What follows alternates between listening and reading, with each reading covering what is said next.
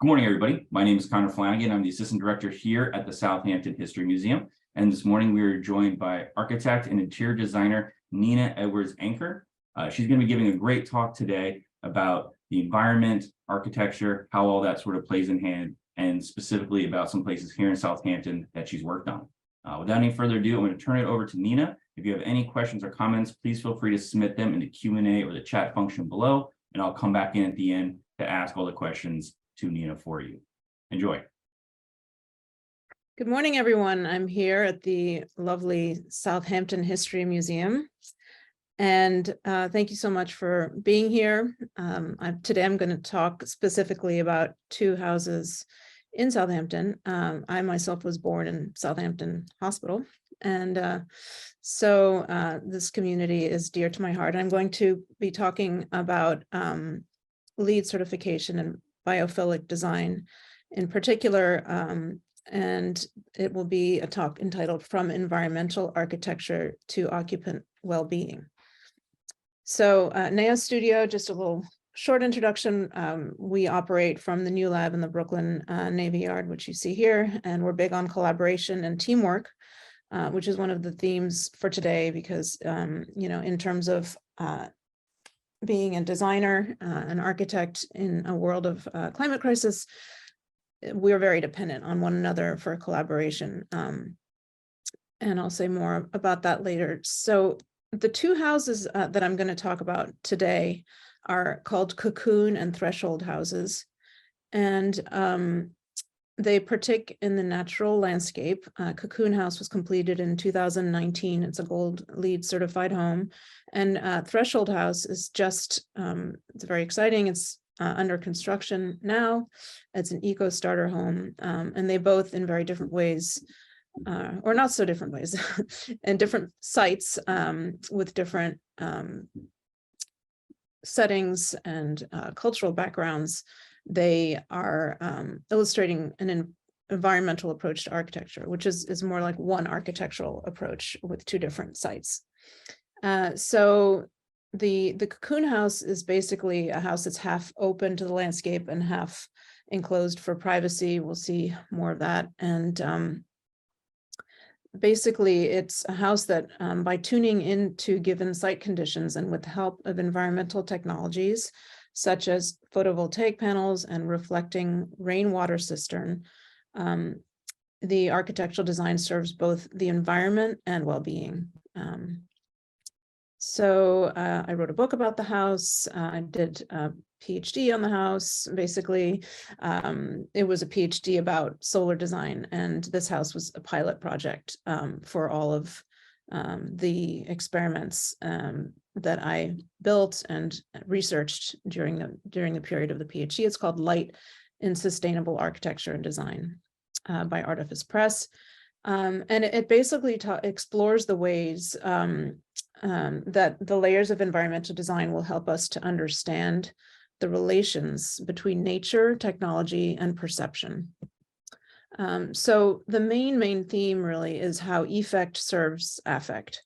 What does that mean? That means that when you are working with effective environmental technologies, such as PV panels, you want to serve the affective experience of the architecture. So in other words, if we want to make change happen fast enough, we really have to start incorporating environmental technologies into our everyday lives. So that's basically the one-liner for my architectural approach here.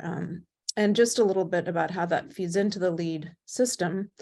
The LEED rating, for those who are not familiar with it, offers a certification for new construction that corresponds to the number of credits accrued in 5 categories: sustainable sites, water efficiency, energy and atmosphere, materials and resources, and indoor environmental quality.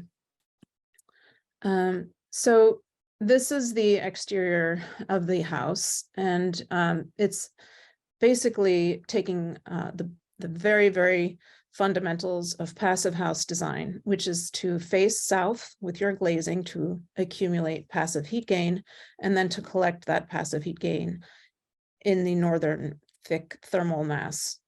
So this is, we're looking at the northern wall, which is double curved. using local technology for framing and double curving of the cedar shingles, which is hundreds of years old traditions used in this area of Long Island. And then you can peek through the window to see the sun coming in through the south. So here's the basic concept for the house, where you see, again, the south-facing glazing collecting the heat into the thermal mass. And the idea really was, how could you represent a transparent surface, and how would you represent that visually? And that would be a kind of crystallized form, whereas the unctuous curved back wall, northern wall that's collecting the heat, is curved and thick, which to me would mean everything that's opaque and also providing privacy. I'm going to talk about three themes around the house. The site is the first one, then I'm going to talk about the curve, and then I'm going to talk about again, the last theme, which is effect serves affect. And I'm going to try and steam through these slides kind of quickly because I'd like for you to also ask questions and participate. So here's the site. This is on a wetland, and basically it's a footprint that is taking 35-foot distance from the neighbors, which is required in the historic district here in Southampton, and it's 150-foot radius from the wetland. We're in the flood zone 9 area, and that's what shapes the house. This pizza pie shape here is basically the radius from the wetland, and then the height is restricted by the 16-foot height, which is also a local restriction. So basically the house is squeezed in the back corner of the property outside the wetland, and then basically shaped by the requirements of the site. And it's also taken on, luckily the views face south, which is also where the prevailing breeze is coming from. And the bedroom also is facing east, which is super important for circadian rhythms and healthy sleeping patterns. So the orientation of the house was really shaped according to passive house and well-being principles. And here you can see this bedroom facing east and the sun coming in. Here you see a palette of what is kind of lead palette for landscaping, with all natural beach grass and local materials, as well as a permeable driveway. So sustainable sites is an important part of designing a lead home. And so surprisingly, as an architect, you actually do need to know a lot about landscaping as well. For example, here you have stormwater management. So the permeable gravel driveway can meet this requirement, where the runoff and quantity will be reduced by at least 25%. And here you can see we used all local native plants and local bluestone.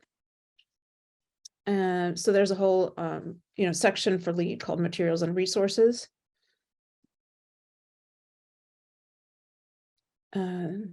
And here we can see that the house is slightly elevated so that we can actually feel the sea breezes. That's another part of the site. And here I'm going to talk about the curve, the next topic, which was actually the structure is curved, and it's made of prefab laminated timber trusses, which also serves the human lungs, because when you don't have metal in a structure, it's better for your lungs, you can breathe. And it's also better for the planet. So these were manufactured in a site in upstate New York, double curved. And also inspired, the shape was inspired by, cultural memory is a very important part in my architectural approach, because I feel that if we're going to do any kind of meaningful architecture, we should pick up on local history and site. And here we have the wigwams, which are round, which inspired the whole this, and they're also made of cedar saplings on the inside, which is resembling the inside structure of the home. The Shinnecock tribe is 5 minutes away from the house. And here you can see this idea of bent wood that was used for wigwams, but also for this house. Quote from the book: "Meaning is embedded in affect because it arises in part from personal history and in part from an awareness of shared cultural heritage. in the case of solar designs, meaning can also derive from ethical imperatives. So the house is totally solar powered and on electric, no gas, no oil. And in addition, the fact that the house is curved abstracts the shadows so that the back screen serves as a projection screen for moving sun patterns throughout the day, which are underlined by movement of water, which is in the collecting rainwater cistern right by the house, reflects on the inside curved wall. And then we also have the colored skylights, which are forming marked patterns throughout the day, which slow down your perception to slower sun rhythms. This is a solar chandelier, which lights up automatically at dusk. It's completely solar powered. It's the idea of the off-the-grid living room. And here you can see that the curve is taking in the sun from the south. And here you can see the little red triangle window moving through. And one thing that's important to remember when speaking of LEED certification is that LEED certification is not designed to be only a technical tool of data points. It's also designed to serve our well-being. So from the beginning, we're talking about the whole interior lighting and quality views and acoustic performance. All of these serve our five senses. So LEED is very much also about serving our essential experience. The effective passive house certified sliding doors open to let in passive cooling from the coast. And every detail is very well sealed because one of the basic principles of passive house is to not let the warm air out, so you're saving energy. So fireplaces are actually not usually part of passive house designs, but this is more of a beach house, and we decided to keep the fireplace, but the only fireplace they would allow us to have for LEED is the stove, and super well insulated with a glass grill so the air doesn't get out. And also the grills in the wall take the heat from the fire and contribute to heating the house. Another really important element for LEED certification is the HVAC system. So here we have a system of air source heat pumps, which according to passive house standards, ideally what you're heating your house with is a tiny little hairdryer. So that really the aim is to minimize your system by doing most of your house is so well designed and so well oriented that you don't need a huge heating and cooling system. So mechanical engineering is really important in order to save energy, as well as a very well oriented and sealed house. So the windows by a company called Intus are very tightly sealed. And the northern wall is thickly insulated to prevent air leakage, and it collects thermal mass. And as a result, the heating, ventilation, and air conditioning expends minimal energy. As I said, it runs all on solar electric power as opposed to burning fossil fuels, as most systems do. And it's a few air source heat pumps using a ducted air source that provide quiet, economical cooling and heating. So overpowered traditional systems for heating and air conditioning take less time to condition the space, but they don't have the time to prevent moisture. And in this climate in Long Island, where we have extremely humid summers, the heat pumps motors work at lower speed, but they condition the space more comfortably because the swings in time and temperature are less extreme, because the units only need when they run when they need to. So that in combination with high levels of insulation, the heat pumps control temperature and humidity in a wet climate better than more common and inefficient systems. So especially in our wet climate, the system works really well. And also, if you have the thick enough wall, you're not going to have the dew point in the middle that causes wetness, where we have a lot of mold in some of the older houses in this neighborhood. The walls are too thin. So overpowered traditional systems take less time. Oh, I'm going backwards. Sorry. There we go. Okay, I'm going to move on to the rainwater collecting cistern, which collects 50% of the rainwater and captures it and recycles it in a and filters it in a non-chlorine system for garden irrigation. And architects since Neutra or earlier have been using these reflecting ponds as an architectural tool, as a design tool. So again, this effective element that is giving us lead points is also serving the affective experience of the space, where the boundary between inside and outside is softened with the reflection on the horizontal and vertical planes, with the glass windows also reflecting the view. So here you have the whole description and lead for water efficient landscaping and how you get points, what's called rainwater harvesting system. And here's another view of the reflection and the water reflecting inside the house. So a quick note about these skylights. They are designed to reflect the phases of the sun from morning to evening. And what you see, the red triangle by the main bedroom, is sunset, vermilion sunset, according to Goethe's color theory, which inspired the paintings of William Turner, who did these paintings of sunset on the water, which uses some of these colors to symbolize the different times of day, but also moods, right? So the sunset will symbolize restfulness, and then going down through the day, you get up to the morning zenith, the noon zenith, and then the morning sun, which are bright yellow, and they come into the kitchen, so that when you're making breakfast, sometimes you see the yellow light moving through the room. Quote from the book: "The southeast facing skylights admit sunlight and change color throughout the day to symbolize different ambient temperatures, while also contributing to the sense of expansion and contrasting with a thick insulated western wall, which preserves the heat of the hearth and creates a sense of contraction."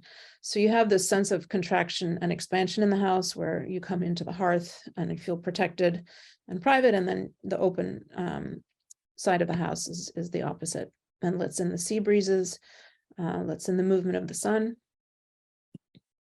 And the movement of the sun, again, is very slow, as opposed to what we are used to in the city. So it's a weekend escape house. When you come here, the point is to slow down and appreciate the solar biological rhythms. You can see the yellow patch on the floor, which is kind of invigorating in the morning. And you can see that the sun moves down the back wall throughout the day. This is morning, this is afternoon, and then by evening it goes all the way down. Different seasons as well. So this house really becomes a register for daytime and also annual rhythms, seasonal rhythms. And here you can see the orange patch moving through the room like a sun clock.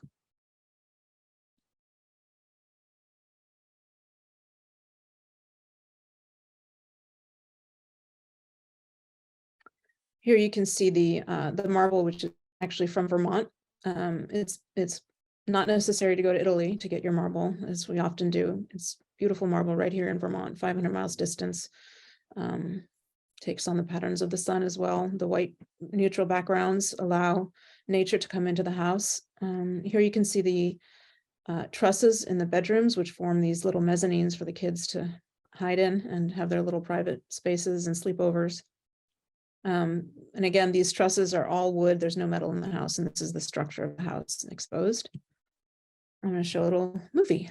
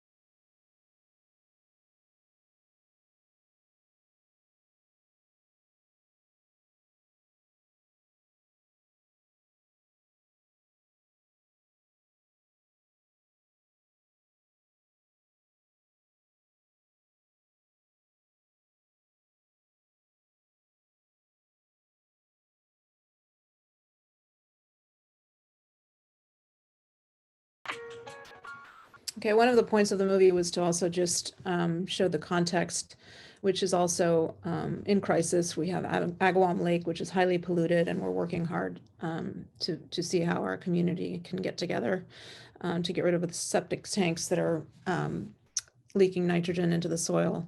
And we're getting teams of people together to work on this as a community.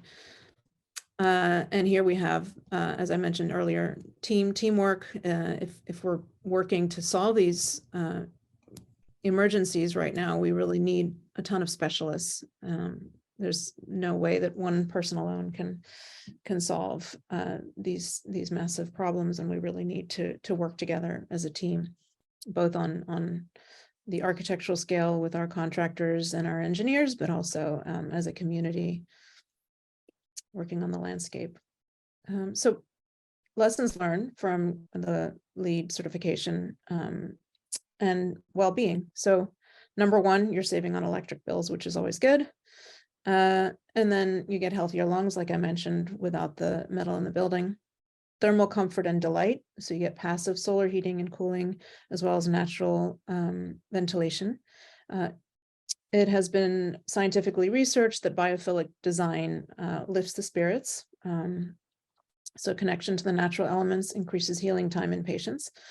And then regular sleeping patterns, circadian rhythms improved due to east-facing bedroom windows. It's also been researched that non-cluttered environments which focus on a slower pace of biological sun rhythms helps to reduce stress.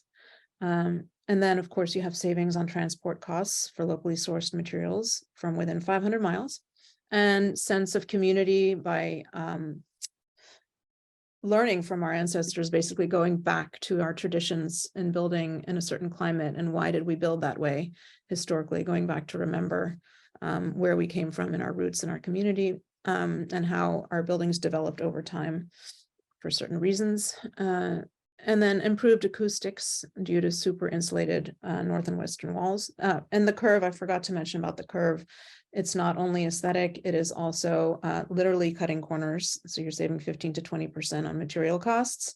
It is very good for sound. It bounces the sound off to the exterior, and it also circulates the breezes better. And then the 10th reason for the LEED certification would be the tax break, which is really important. Again, situating ourselves within a larger scale here, we look at state, town, and village politicians, how they have a say in governmental regulations and tax incentives to sway our decisions as homeowners and builders in general. And the architectural profession also has a say, because if they're able to incorporate the planning package for quick and affordable LEED certification process, this outlined step by step will be easier to incorporate and to include solar powered electric heating systems. The other thing I wanted to show quickly was how these principles and this specific architectural approach changes so radically according to the site. And so here we did a proposal for a remote hideout in Cambodia, which is also solar powered, but in a tropical rainstorm climate. And it's based on the national flower, and it has all kinds of rain harvesting and solar powering systems that are much differentiated, as you can see, according to the specific site they're placed in and climate. And then I also wanted to talk about the fact that the lighting and the furniture contribute to the holistic environment of the house, so that the house is not just a shell, it's also the interior design, which can create ergonomic health, can contribute to the solar power. Like I mentioned earlier, the off-the-grid living room here, we have a lot of solar powered lights here that don't take any electricity. I'm sorry, that don't take any energy from the grid. They take this energy from the sun, and they magically light up at dusk. This sofa is called lentil. It's called beanie sofa, made out of lentil beans. It's super, super comfort and ergonomic. It supports your back at the same time as letting you move. And it's also double curved. It takes a lot of craft and testing to make this a comfortable sofa. The other thing that's important to mention about the architectural approach here is that it's indoor outdoor. So outdoor furniture is also an important element, drawing people to the outside to gather and to sit in the sun. And then during COVID, I learned that these private moments in the house are super important, even though it's a small house. All you need is a tiny little desk and chair and your own, and you don't even need a closed room. You just need a little desk and chair to have your own little quiet space as a workspace. This piece of furniture I just wanted to mention because it's kind of an analogy for the whole house with a curve that becomes so fluid, and it also reflects the environment. People have said when they come into the house that it's like being inside an ocean wave, which I would agree with sometimes. Solar design. I work with a specific material called amorphous thin film photovoltaic material. It looks like this. It's very reflective. And if it is contrasted with organic materials, we can use it to create loungers that light up at night. Solar chandeliers that also kind of reflect the view outside. This one is made of local seashells. So again, it's sort of picking up on the context. We're an ocean community, and using seashells within this lamp brings us closer. We get a reassurance by knowing where our materials come from. And here we have little solar powered lights called latitude lights that are based on collecting optimal sun power based on latitude or geographic location. So for New York, it's 45 degrees, and then you go up and down depending on latitude. Here they pick up on the colors of the skylights, and they reflect the view. This one is salmon skin. Right. That'll wrap up the talk on Cocoon, and I'm going to quickly talk for the next 15 or so minutes about this new project in construction at the moment called Threshold House. So it's shaped by the restriction to build keeping distance from the wetlands of Shinnecock Bay while also focusing on the water view. It provides a threshold for the family and the community to access the water for gatherings around the central hearth. The thermal mass of the thick northern walls, supported entirely by timber structure, keep away humidity and retain heat while providing privacy. The patio doors connect inhabitants with the smells, feels, and sound of the bay. And a comfortable temperature is achieved primarily through passive strategies. So it's on the Shinnecock Indian Nation, which is 5 minutes from the Southampton Museum here. And here you can see the little wigwams on top. And this site is right on the bay. It is not accessed by the water to the water at the moment because the house is shared by the entire family and is at a distance from the water. And that might have something to do with the fact that the Shinnecock have a huge respect for the water and probably don't want to have houses too close to it, which is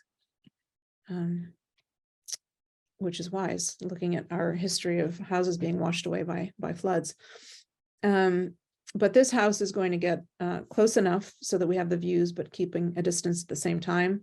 And you can see here, it's the concept of an eco starter home, where the first phase of the house can be built upon to double in size, keeping this idea of the central hearth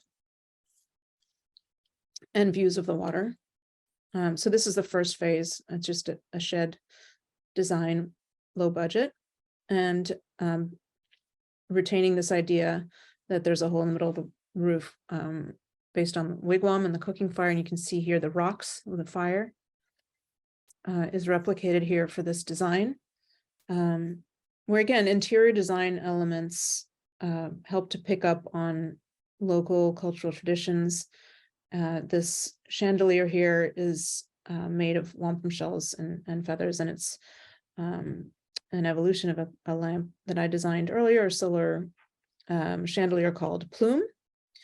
And I have started a dialogue with the client about getting the seamstresses who make the regalia for the powwows into a lamp. So we're hoping to make a fantastic art installation that will look much better than the rendering. I just hinted at what could be done. And here I have a solar chandelier made out of seashells that you saw in the Cocoon House. And interestingly enough, I was just by chance at the Metropolitan Museum about a month ago, and I saw an exhibition about water memories, which interested me. And then I realized, looking at the captions, that most of the exhibition was actually about shinnecock. So I'm just going to read you this caption here. Drawing on long-standing ceramic traditions, Leonard's work evokes the shinnecock's ties to land, water, and whale sustainability. So this piece is called Breach Number 2 by Courtney Leonard. It's from 2022. Part environmental shrine and part cultural narrative, this collection of large hand-coiled ceramic whale teeth representing the lower jaw of a sperm whale is piled atop a worn wooden pallet. Clay, marine logbooks, and other documents remind viewers of the Shinnecock Nation's stewardship of the ocean, a reciprocal relationship that has always sustained coastal indigenous communities. So again, the name of the house, Threshold House, and you can see that the red door is kind of a way of underlining this connection to the water, which again is documented here in another piece by Arthur Dove called Reaching Waves from 1929. Considered the first American abstract painter, Arthur Dove depicts rolling, powerful waves, likely influenced by the Long Island Sound or the Atlantic Ocean along the southern shore. His ocean connection is observant, emotional. For Shinnecock people, the sea represents lifeblood. From time immemorial, Shinnecock people relied upon the ocean for sustenance, quahog shells, and beached whales.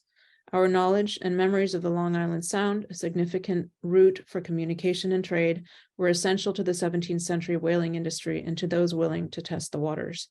This is written by Jeremy Davis, who's a member of the Shinnecock Nation and runs an art institute called Moss, I believe, which I'm looking forward to learning more about. And he gave a talk here actually in the fall, which I listened to on photography, on his photography. So have a look. And now this is just a picture of the wampum shells, which are the local shells for the Shinnecock here that will make up this chandelier. I'm just going to read the middle paragraph for the exhibition called Water Memories. Across the world, water conservation is a timely and urgent subject. Modern environmental protests for access to safe water reveal the resource is not simply a commodity to be managed, but for many indigenous communities, an integral element in sustaining ties to ancestral waterways and homelands. Birthing, naming, and other intergenerational ceremonies forge lasting memories of water. Its absence is deeply felt, and its presence shapes complicated, unforgettable experiences. So I'm going to, before I just move on, say a word about water as, I believe, an element that should be incorporated more often in architecture and landscapes if we can. The water that we have at Agawam is polluted, so it's a big topic for our community. And safe drinking water obviously is a global issue. Another thing about water is that if we're not treating it well, it's going to cause a lot of problems for our health and for the health of the planet. And so it's a really, I think right now for this community, an important way of approaching our landscapes and design in a responsible way. And I think it should be our main focus. And according to the United Nations Goals for Sustainable Development. They're called SDGs. Another number one important aspect is no poverty, and number 6 is clean water and sanitation. And so our community is actually getting involved. It's very exciting right now. Time for the town of Southampton, the Housing Authority is collaborating with the Habitat for Humanity of Suffolk to build multiple single-family homes. And this is a really important initiative happening right now. A lot of different parties are getting involved, including Hampton Modulars. And what's interesting is that on the one hand, we're going to be studying very carefully architectural approaches, as I mentioned before, that learn from our ancestors and take on a language that has been developed over many, many hundreds of years according to our climate and the way that we inhabit our settings culturally. But at the same time, people are also maybe wanting an option to do something more modern that is more about connecting to nature. And so I feel that, a house like Cocoon or the Threshold House, which is more of a simple geometric form that is not so based on traditional patterns, can also be an option.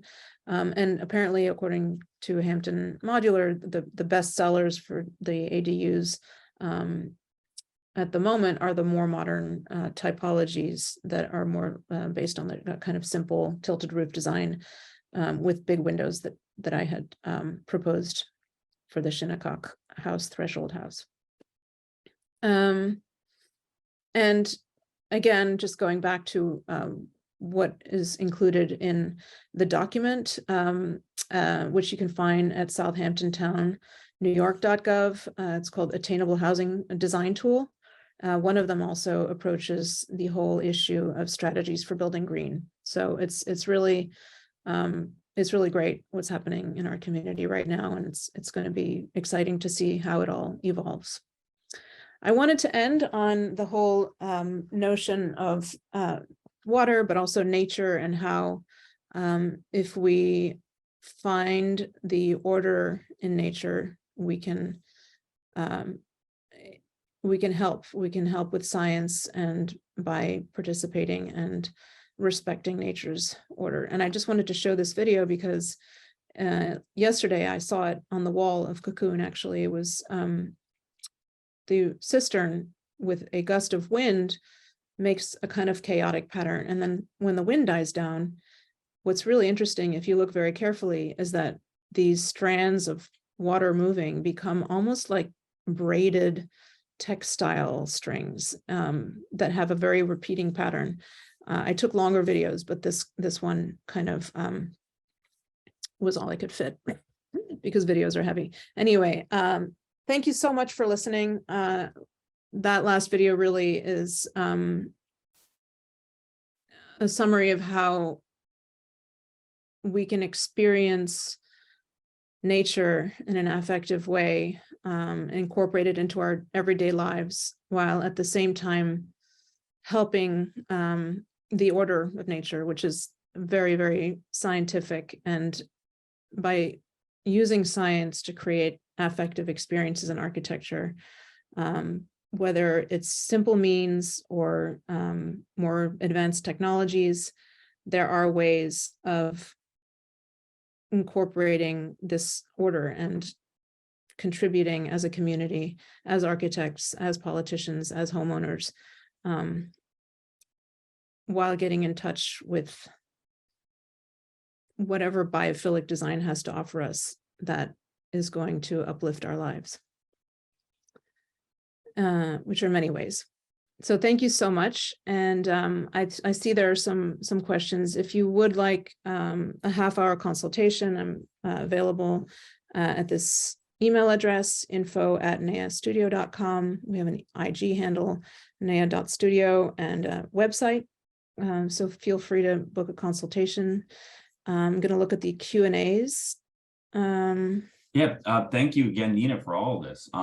It's always awkward with these Zoom calls where it doesn't end and everybody's clapping, and then we move on to those questions. So, but yeah, no, this was incredibly informative. A lot of great new information I had no idea about stuff like this. I'm always interested in. I'm always watching YouTube videos about tiny homes and earth houses and stuff like that. So it's interesting, but it's not anything I have any expertise with. So listening to someone like you talk about it's really, really interesting. Thank you. I'm glad I could contribute some knowledge. It's also about spreading information.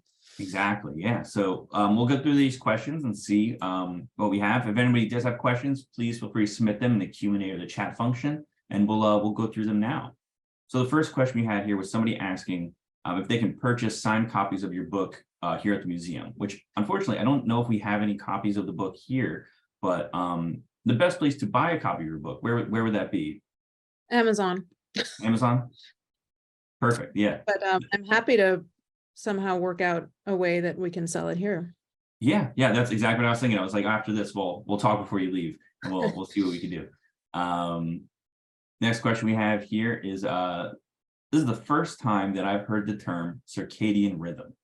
How is that incorporated into house plans?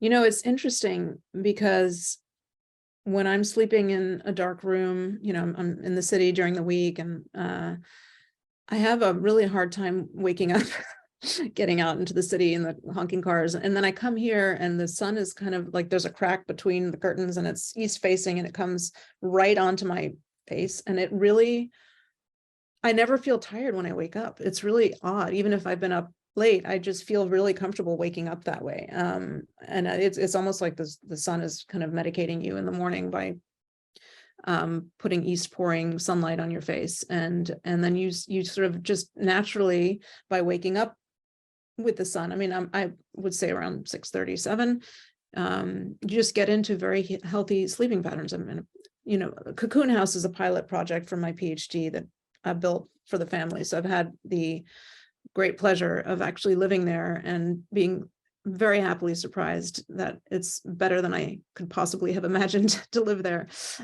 being so connected to nature. And so that's why I'm speaking from experience that my circadian rhythms and sleeping patterns are just greatly improved. And standard house building practices in most of the country probably don't take a lot of that into consideration, especially probably in the last 30 or so years. I know the house that I grew up in probably didn't pay attention mostly to any of that kind of stuff. It was just a box stuck in a cul-de-sac. So, you know. There are a lot of those. And it's funny because it's really the principles are so basic for orientation. It's not rocket science, that's for sure.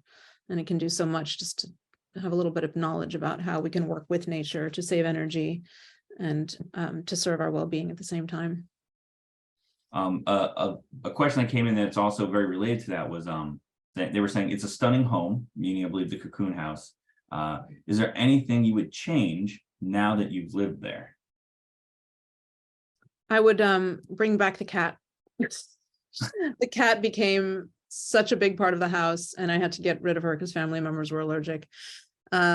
And I really miss her every day because she would come in and out of the house, and her presence and her kind of tactile element. And so I really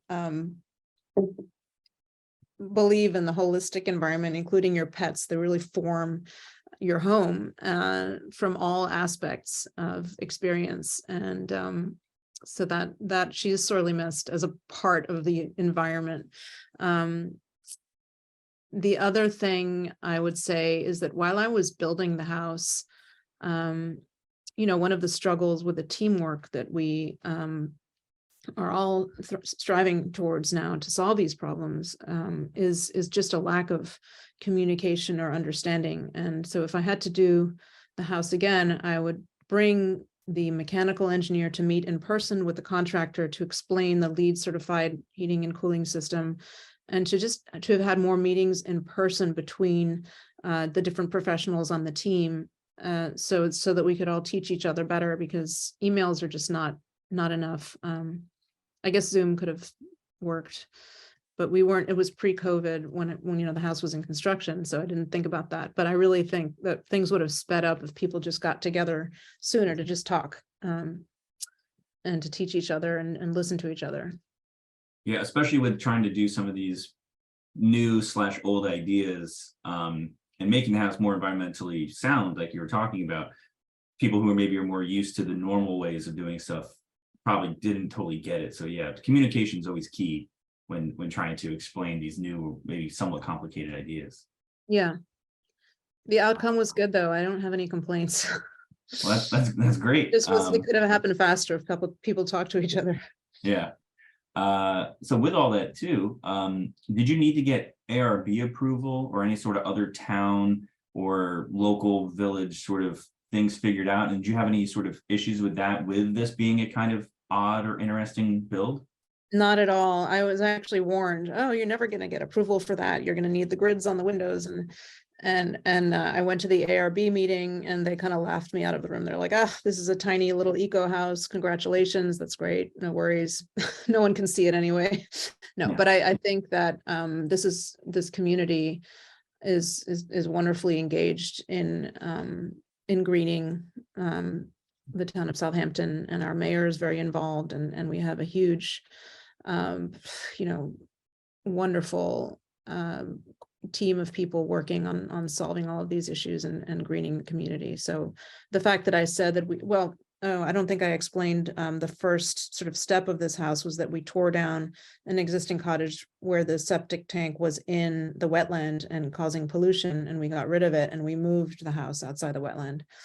And so they were very, very encouraging. Anything to do with helping our wetlands was seen as highly encouraged, and they kind of, it's a small house, I never wanted the house to stick out like a sore thumb. It's covered in cedar shingles. It's very petite. It's kind of like a little garden pavilion. So it's not attempting to sort of loom over the street 4 stories high. Yeah, it's fun. It's interesting, and all the elements match really nicely with the historical elements that are out here, with the cedar shingles and all of that. If it was like, I don't know, like a bright pink stucco, maybe you would have had more complaints, but yeah, no, it fits in very nicely. Thank you. And the last question that I have here, they said, I was struck by the lack of glare in such a light-filled house. How did you address that? Was that maybe just some good photography that you're doing when taking the pictures in the house, or are there glare issues with all those big windows?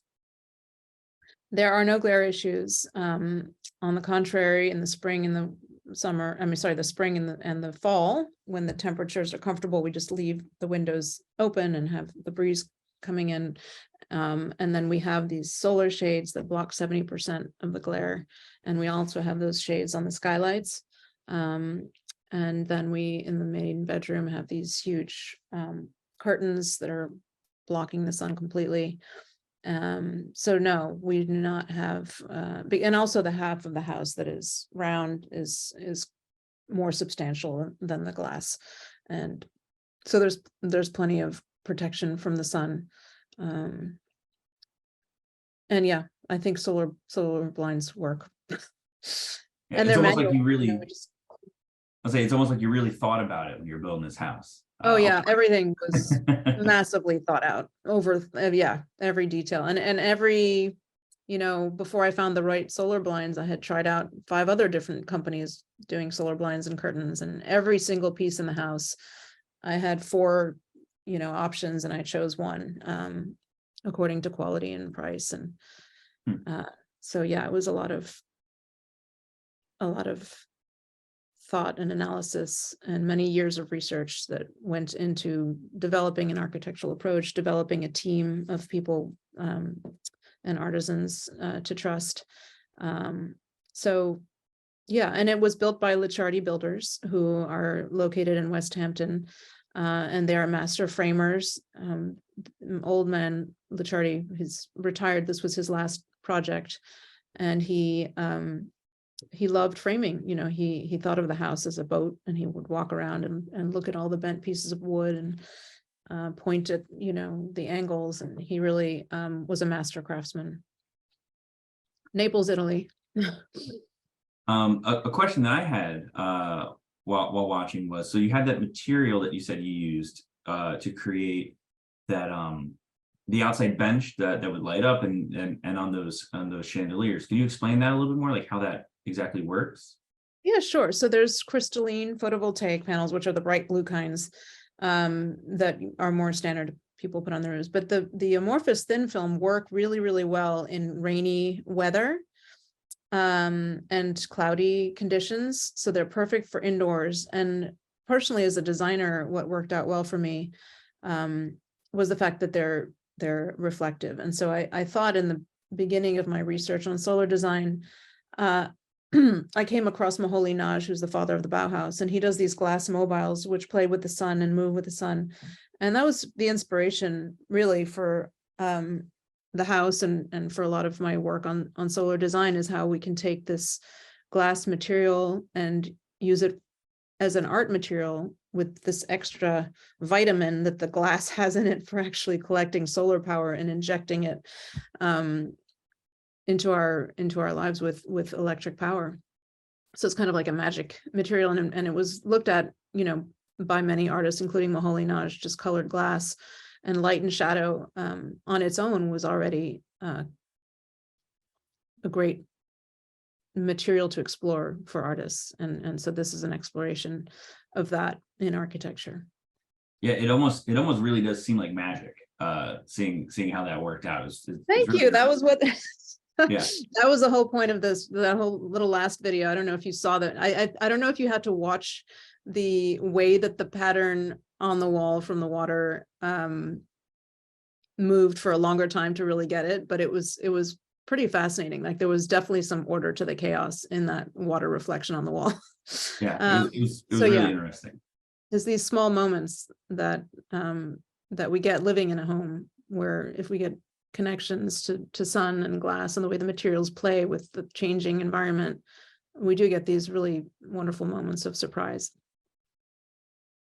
Well, I mean, I just want to thank you again for today's talk. It was super informative, really enlightening. I'm sure everybody here today had a great time. For the YouTube video, I'm going to include all the important and necessary links that are mentioned in today's talk in the description below, so that everybody has easy access to anything you were talking about. And yeah, I want to thank you again for coming today. Make sure to sign up on our website for all of our mailing lists so you can see our next talks, and we'll see everybody next time. Thank you. Thank you so much, Connor. Thanks, everyone.